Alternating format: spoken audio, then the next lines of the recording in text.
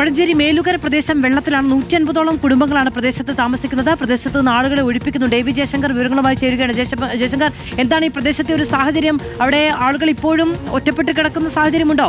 കൂടുതൽ സഹായം ആവശ്യമുള്ള മേഖലയാണോ? അതായത് മാധു, നമ്മൾ ആ ദൃശ്യങ്ങൾ കാണുന്നത് മേലുകര പ്രദേശത്തെയാണ്. ആ ദൃശ്യങ്ങൾ കാണുന്നത് ഈ പ്രദേശം ആകെ വെള്ളത്തിലായിരിക്കുകയാണ്. ഈ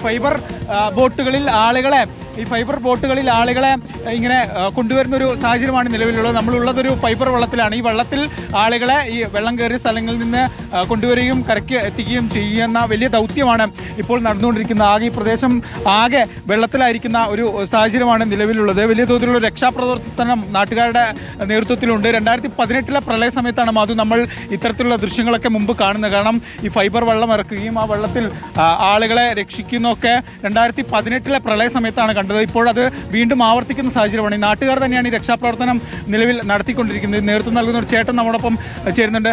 ചേട്ടാ, വലിയ ഒരു പ്രളയസമാന സാഹചര്യമൊക്കെയാണ് ഇവിടെ നിൽക്കുന്നത്. പ്രളയസമാന സാഹചര്യമൊക്കെയാണ് ഇവിടെ ഇത് മേലുകര എന്ന് പറയുന്ന സ്ഥലമാണ്. പമ്പയുടെ തീരമാണ്. പമ്പ ഒരു ഉപദ്വീപ് പോലെ ഇവിടെ ചുറ്റപ്പെട്ട് കിടക്കുകയാണ്. അപ്പോൾ ഇവിടെ ഞങ്ങൾ പള്ളിയോടം ഉണ്ട്, മേലുകര പള്ളിയോടം. ആ പള്ളിയോടത്തിലെ ടീമംഗങ്ങളാണ് ഇന്ന് രാവിലെ മുതൽ രക്ഷാപ്രവർത്തനം നടത്തിക്കൊണ്ടിരിക്കുന്നത്. അപ്പോൾ ഞങ്ങൾക്ക് അത്യാവശ്യം 2-3 ബോട്ടുകൾ ഇവിടെ ഉണ്ട്.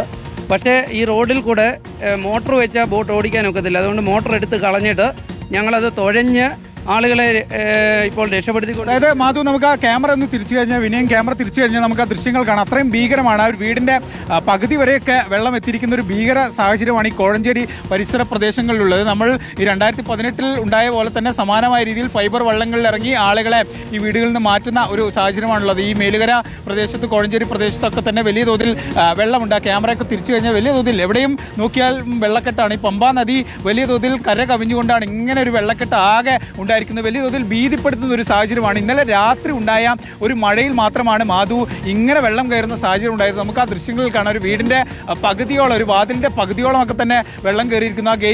ആ ഗേറ്റൊക്കെ തന്നെ പൂർണ്ണമായും വെള്ളത്തിൽ മുങ്ങി നിൽക്കുന്ന സാഹചര്യമാണ്. ഇന്നലെ രാത്രി വരെ വളരെ സുരക്ഷിതമായിരുന്നൊരു സ്ഥലമാണ് ഇവിടം. പക്ഷേ ഒരു രാത്രി ഇരുട്ടി വെളുത്തപ്പോൾ ആകെ വെള്ളം കയറി ആ പമ്പാ നദി കരകവിഞ്ഞൊഴുകി എല്ലാം വെള്ളത്തിലാവുന്ന, എല്ലാം ഇട്ടെറിഞ്ഞ് ആളുകൾ പോകേണ്ട ഒരു സാഹചര്യം ഉണ്ടായി.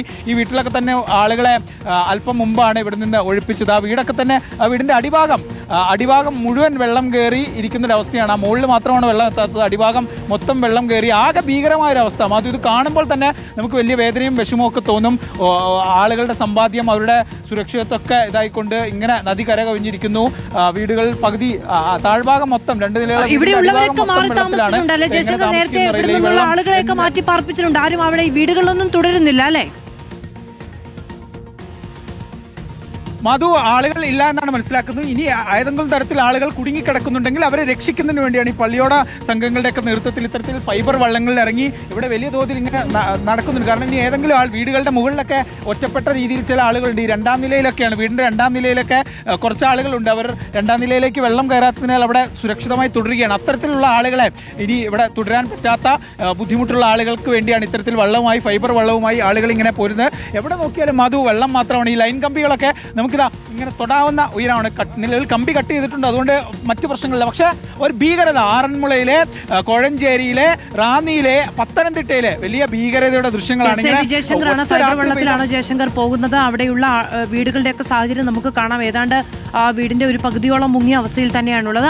നാട്ടുകാരെയൊക്കെ, ആ വീടുകളിലേക്കുള്ള ആളുകളെ പരമാവധി മാറ്റി പാർപ്പിച്ചിട്ടുണ്ട്. തുടരാൻ കഴിയുമെന്ന് വിചാരിക്കുന്നവർ മാത്രമാണ് വീടിന്റെ മുകൾ നിലകളിലൊക്കെ ആയി തുടരുന്നത്.